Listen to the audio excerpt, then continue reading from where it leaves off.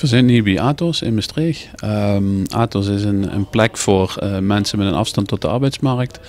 Om zichzelf te herpakken en aan zichzelf te werken en toch dichter bij die arbeidsmarkt te komen. Een onderdeel daarvan is Atos Fashion.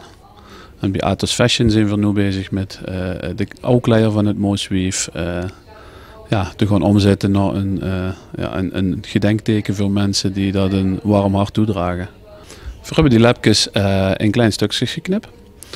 En allemaal voorzien van een uniek nummer uiteraard, oplopend.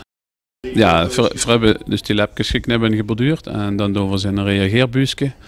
En dan met een klein stuk reepje stof weer van de kleier bevestigen voor een certificaatje eraan. Zodat iedereen ook kan zien dat het echt een stukje stof van het Mooswief is. Atos Fashion wil eigenlijk zeggen dat we als activiteit het maken van kleding hebben. En zoals in alle afdelingen van Atos qua product leggen we de lat zo hoog mogelijk. Dat wil zeggen dat we gewoon een topproduct willen maken.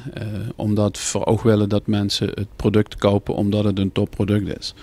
Het cadeautje wat ze bij zo'n product krijgen is dat het hier gemaakt is in Maastricht, made in Maastricht. En op de meest eerlijke wijze, ook qua grondstoffen. Dat vinden we ook belangrijk naast het sociale aspect. Nou, de spijkerbrug is eigenlijk het eerste product geweest. We zijn eigenlijk continu bezig met het weer doorontwikkelen van de broek zelf. Steeds weer bij een nieuw rolstof komt weer eigenlijk een nieuw modelke. Op zich is dat niet in de pasvorm heel erg anders. De pasvorm is eigenlijk redelijk stabiel. Maar steeds weer een ander product. Dus eigenlijk beperkte oplages. Dus als ze op tijd best zijn en als het te laat bent, dan heb ze weer een kans op de volgende.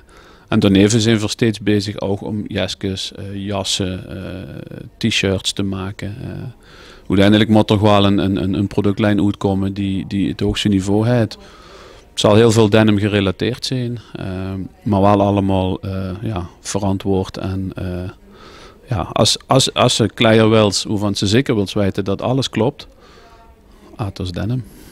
We hebben een dagrestaurant met de meest varieerde keuken. Met, afhankelijk van wijver als deelnemers hier hebben Syrische keuken, Indonesische keuken, eigenlijk van alles, Italiaans. En steeds weer gemaakt door mensen die hier aansluiten, die keukens kennen.